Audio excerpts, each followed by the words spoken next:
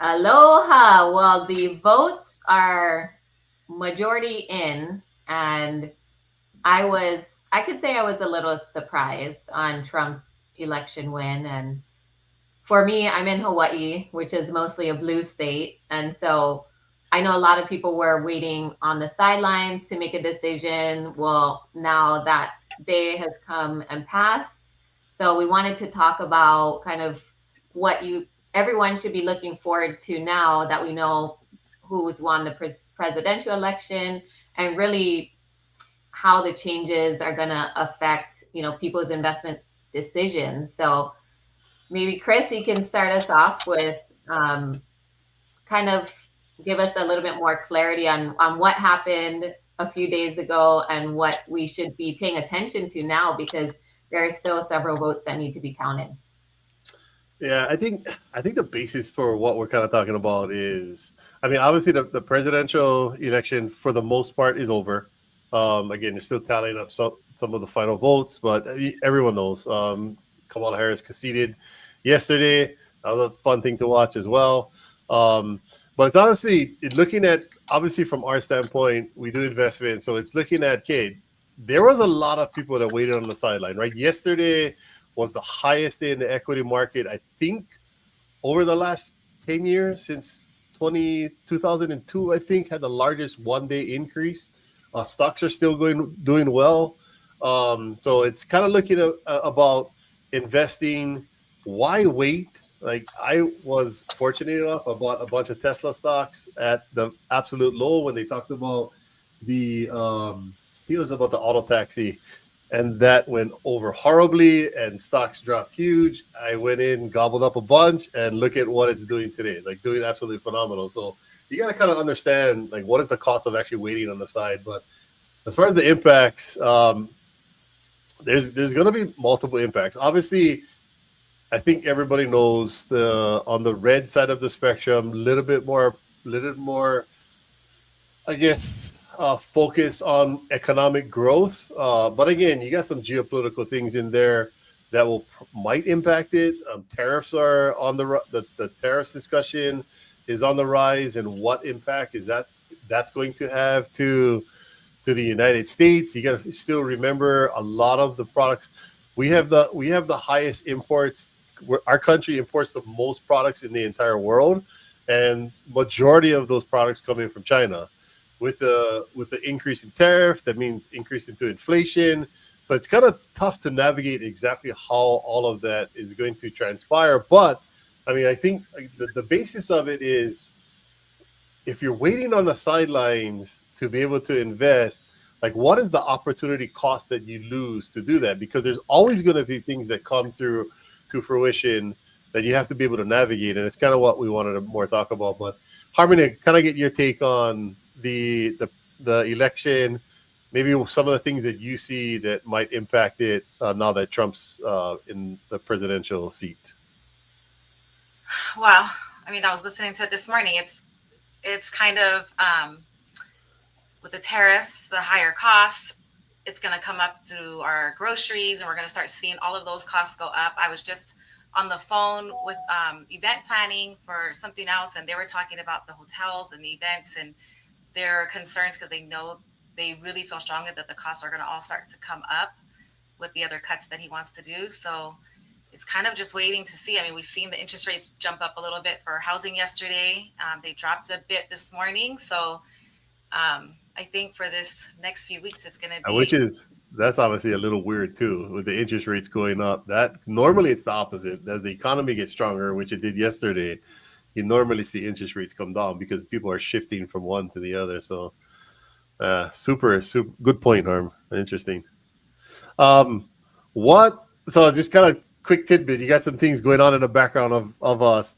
So in 30 minutes, we have Mr. Jerome Powell coming on, talking more about rate cuts and what the anticipated cuts is. Are they going to hold, or are they going to look at dropping? And what is the drop going to be? There's speculations on both sides, and again there's going to have to be some impact to what happened yesterday and the presidential election. I'm sure there's going to be some impact on waiting on their decision right now.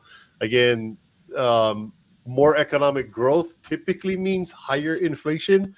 So it's going to be interesting to see how everything comes to fruition. And if you guys don't know, again, Jerome Powell's coming on at in 20 minutes, 20 or so minutes. So you guys will have some of it playing in the background. But I would suggest jumping on that as well and kind of seeing what he has to take, what his take is on the economic outlook going forward.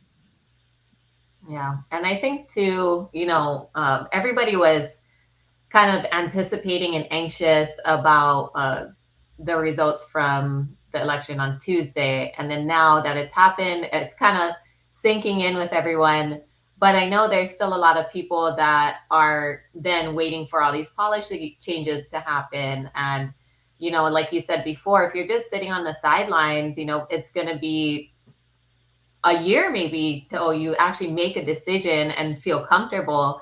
So for us, as far as our investments, that's exactly why we do a couple different strategies. We do debt where we invest in shorter term loans and then our shorter term projects. And then we also do equity where we invest in longer term depreciating assets. And I think for those who are, kind of on the fence or debating, okay, should I start investing in real estate now? Should I wait for more of these, the economy to see where things lie? I think, that might not be the best decision because you're going to be kicking yourself just like Chris, people were doing for Chris when he first bought Tesla. And like, you see the ups and downs, but at the same time, I think with real estate, no matter what, it would always be worth something, and it's tied to a physical asset. And so I think that's the biggest benefit that you have to investing in real estate, and why we're so strongly, we believe that our fund is a great option for people who are kind of, delayed their decision on what to do next, or, are waiting to see, okay, how are things going to pan out? But in actuality, you're just kind of buying time. And in that time, your money is losing its value to inflation. Yep, exactly. Kind of along those lines, Harmony, on your side, now that the elections are over, do you really think it changes how you would approach your investment strategy, or is just like all of this just noise in the background? I think knowing what I know now, will I pay attention to it? Yes. But will I shift too much? No, I'm definitely staying diverse, the way we've been, and conservative, and just kind of trying to pay attention to how we have to navigate it next. But ultimately, trying to just stay in the knowledge of where we're at and where we're going tomorrow. The other concern I was thinking about was Powell's leaving his position. He only has like a year and a half left. What is that going to look like when someone else comes in? What kind of influence would the president have over them? Whereas Powell's been in there and pretty comfortable. So, I mean, there's always more to learn, and there's so much creativity behind so much with real estate. But I think staying diverse and staying as knowledgeable as you can is definitely the way where I'm going to keep heading down. So talk to me a little bit more of that diversity. Like when you say diversity, what are you referring to? Well, I mean, we have, as she said earlier, what you said earlier, Tesla, so stocks and bonds, whatever, you're going to try to stay on that end of things. But the debt and equity, we've shifted from the residential. We still have a couple of residential properties, but just trying to be diverse. And if you're going to go into commercial, how diverse in commercial? Because there's so many different aspects to that as well, and understanding what they all look like. I mean, there's certain things within commercial maybe we wouldn't be as comfortable with as others, but housing is always going to be an issue, and we've seen it over so many years and before our own time. There's always going to have the fluctuations of ups and downs. It's just trying to navigate where the market is and when is a good time to get in. And honestly, I feel like when everybody's running is the time that we should be doing something. Yeah, Warren Buffett says it best. I think one of maybe some additions to that is I think we as a fund we like to set up our diversification between debt and equity. And on the debt side, it's you're going to be a bit more secure, and it's just again it's no different than the 10-year treasuries, with the exception of I mean you're taking on more risk on real estate regardless, full transparency. But when you're looking at the equity market, and that's why interest rates fluctuate, right? People move in and out of the money market or treasuries, and they move into the equity market depending on. Honestly, it's more a lot of it's dependent on sentiment, right? We just had a president win, so we shifted from Democrat to Republican, and that alone jumped. I think the Dow went up 1,400 points. Yes, just yesterday. It's kind of insane.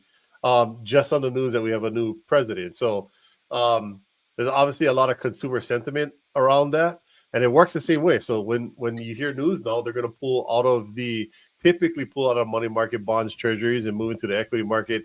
And we look at it the same way. We want to be diversified between the real estate assets that we hold, both on the debt and equity side. So debt would be comparative to when you're looking at treasuries in the money market, and the equity side would be comparative to the equity side, just with higher returns. Again, on the debt side, we're looking 10 to 12%. Normally in the money market, you're somewhere around, well, what is it? Probably four. I haven't checked it in the last week, but somewhere around four, maybe 4.5.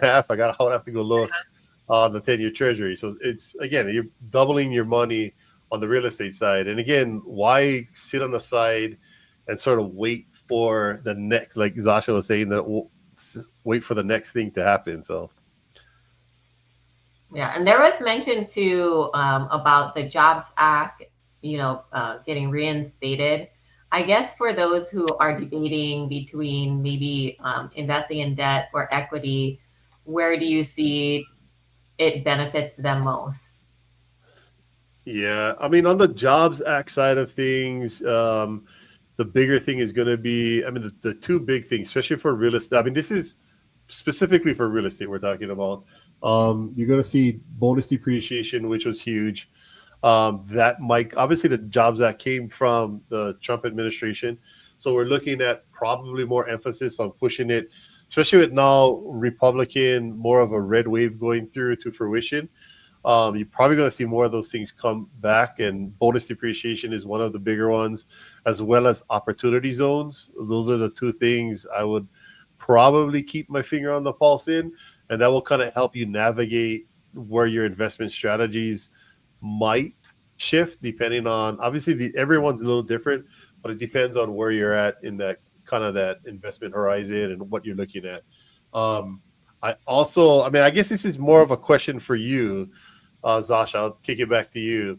So along those lines, so now that again we have the presidential election done, where do you see kind of debt? So we do a lot of debt investments. How do you see debt investments being impacted by any of this?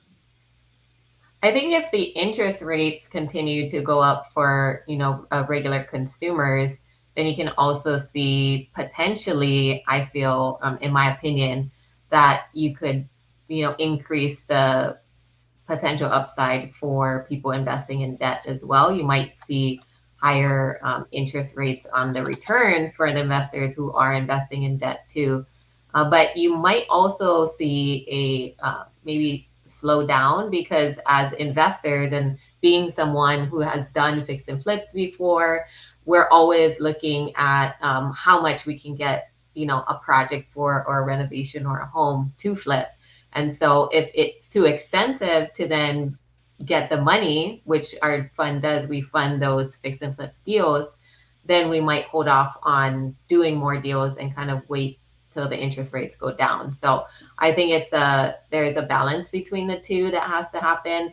And then also on the sale of the properties, just like we've seen in the past, year or so, that when interest rates increase, then that means there's less buyers on the market or people will wait on the sidelines to go and buy a home because they just can't afford it or can't qualify. So I think those are some things to consider moving That forward as is well. that is a super interesting point. I mean, Harmony, I may want to get your take on the interest rates and the impact to the overall market because it is there's both sides of it. But on the borrower side, how do you think that will impact the overall? Kind of in line with what Zasha was just saying. Yeah, well, I mean, we were already starting to see it. I was just talking to a client this morning and this week. They were contemplating and trying to look at buying a house. And then with the rates yesterday, they're like, maybe we should wait. So they're definitely going to be more scared of it. On top of that, the qualifying section of it, it's going to be a lot tougher for them. But that also gives them more space to be more creative. Like if they're looking to buy a house, like we sell them on terms so that they can turn around and buy a house and not have to worry about dealing with the bank. However, they still got to come up with a down payment. So it's trying to help them navigate and understand that they can be creative around it. They don't have to be just, oh my gosh, and look the other way and think that they have to wait another 3 to 5 years to buy a house. I wish I could tell all of them that, but they're definitely going to slow Well, down. the one weird thing, because they all work in conjunction, right? It's all supply and demand. That's just the way just basic economics.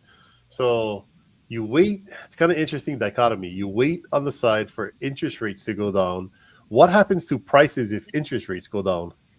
Yeah. So then now all of a Yeah, sudden they're going to prices be prices more. start to go up. I mean, Yeah. obviously, the impact on interest rates on a monthly payment is much larger than typically the inflationary increase to the properties. But it just you have buyers also. I mean, you have sellers also. We seen in the beginning we seen actually a lot of properties come off the market, which is super interesting. Just because they're waiting for interest rates to come down. So again, interest rates comes down, normally the price point goes up. It's definitely interesting to see. And to your point, I think Harmony, you mentioned it earlier. There is a definite housing issue. I mean, I think collectively we're trying to figure out and solve as well. To figure out what can we do to impact it. I know Sasha has a lot of projects going around that. We have some projects in the work as well. So super interesting. But kind of segueing away, Zasha, if you're advising someone who waited for the election results before they invested, kind of what is their lost opportunity as of them waiting for to see what happens with the election? Kind of maybe talk a little bit about that. I think that a lot of people think, they play it safe with, okay, well, I have my 401k, I have my retirement, I'm just going to leave it there. And then, eventually when I retire, it'll be more than what I put in.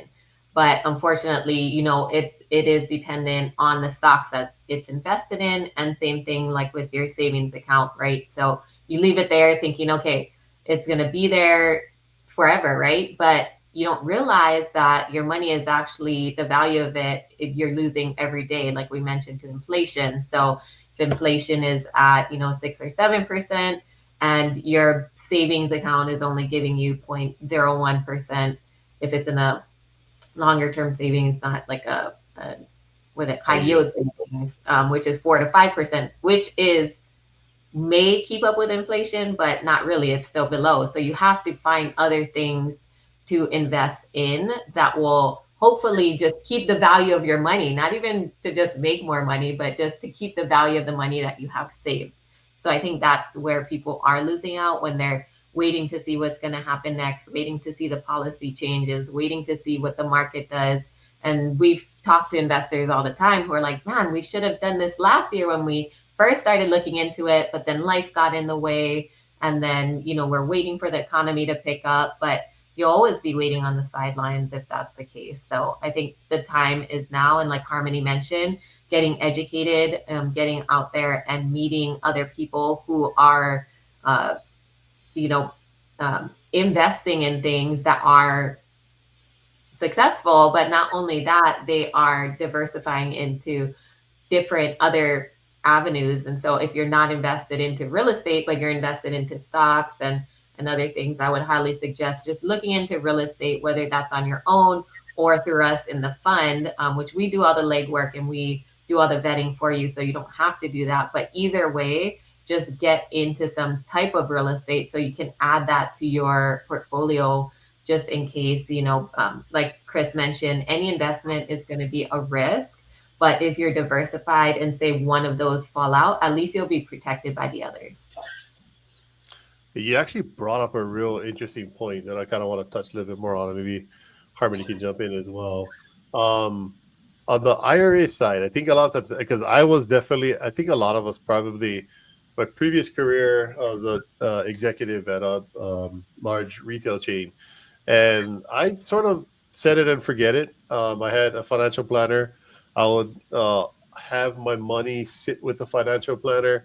I had a 401k as well, deferred compensation. Well, I had a 401k as well as a deferred compensation plan. And I didn't necessarily pay too much attention to it, which I think is cardinal sin number one. You should never do that. So take a little bit of my past experiences that learned and don't do that. But the 401k is interesting, or an IRA. There is like trillions of dollars sitting on. Well, I wouldn't say sitting on the side. I don't know what the exact monetary amount that's sitting on the side, but I know there's a lot of money sitting on the side, not necessarily doing anything or earning the yield that you should earn. I would urge everybody listening, if you do have an IRA, this is because a lot of times IRAs are pretty common with employers. If you have matches, I, my recommendation would be to do the match. But then if you have old employers, or even if you have an existing employer that you've been working with for a long time, I mean, it's rare, but from time to time they'll let you roll it over. I would look to see what your returns are, and if your returns are lower than what you think you can get, because I still invest in the equity market. I mean, take it for a grain of salt. I do. You just heard me earlier talk about I bought Tesla stocks a few weeks back when it dropped significantly. But a majority of our income, well, not income, but our majority of our investments are in real estate, and we diversify that between debt and equity. And a large portion of it came from old 401ks. So you can roll that 401k. And we're going to be definitely talking about it more, kind of educating, but you can roll that 401k over into a self-directed IRA, and then you can start investing in other alternative assets that potentially can give you a higher return than what you're getting now. Like we talked about it, just on our debt side, it's 10 to 12%, depending on how much you invest. If you're making less than 10 to 12%, and I would assume you're going to have a mix of equity and debt or money market, some bonds or something in your portfolio. I mean, I would look to see, even just on the money market side that you have invested, what is the return profile looking there? And maybe you just leave some of it in the equity market. Even if you roll over to a SDIRA, you can invest in the equity market. I think there's a lot of misconceptions about that. It just allows you more options and more opportunity. And the one thing, I mean, I think a lot of people get scared with it, but I think the one thing I can tell you is realistically, no one's going to care more about your money than you. No one. So look at it, kind of take control of your financial future. We have some cool retirement calculators that we just did put up on our website. In fact, we just finished it yesterday. They can kind of give you, it works backwards. It like tells you, this is the amount I want to live off of when I retire. You put all that information in there, and it tells you how much you're going to actually have based off of what you're currently doing. And then you can make adjustments predicated off of that. Yeah, and I think to just highlight your point as well, when I was working my job as my former career as a civil engineer, I just, had them take out however many, couple $100 every paycheck and put in my 401k. And when COVID hit and I ended up quitting my job and then going into real estate full time, I just let my retirement sit there. And that was my mistake, because when I had exited the company, it was over 100,000. And then when I looked at it in 2022, so a couple of years later, I was thinking, oh yeah, I had that 401k. I just let it sit there because I had nowhere else to put it, or wasn't thinking about investing into real estate. I looked back and it was down to less than 80,000. So in a couple of years, the 20 grand, because I wasn't paying attention to it, was a loss for me. So I pulled it out immediately and rolled it over into a solo 401k, and then started investing into real estate. I think that's the most common thing, right? Everybody gets their 401k and it's a benefit your job offers. You're matching it, or you're just putting money there because you should for retirement. And I think that's the average W-2 worker, because, life is already hard enough and you're trying to keep up with it, that they don't want to sit down and pay attention to all of this. It's not easy to navigate if you're really looking at it. Ultimately, though, understanding ways to have your money work for you, because that's one of the things that we love to just preach to people. Like, find ways to have your money work. You work so hard for your money already. So that was something we didn't even know. You can turn around and invest it into real estate. I didn't even think I could do anything like that. So getting that knowledge is definitely number one, because you're not going to know what you can do if you don't know. And then looking at your 401k or a directed IRA or solo IRA, whichever, looking at it and how you can have it make more money for you. Yes, there are more risks, but that's money you're having sit there, so you can have it lose on inflation, or you're going to have it do something. And that's ultimately what you want it to do. I think you brought up a real good point too, is like people think about investment as me taking money and putting it somewhere. But I think to Harmony's point is like invest in yourself too. Again, no one's going to care more about your money than you do. So invest in yourself. Just spend whatever, an hour a week or 2 hours a month, just learning something new that will help you on your wealth journey.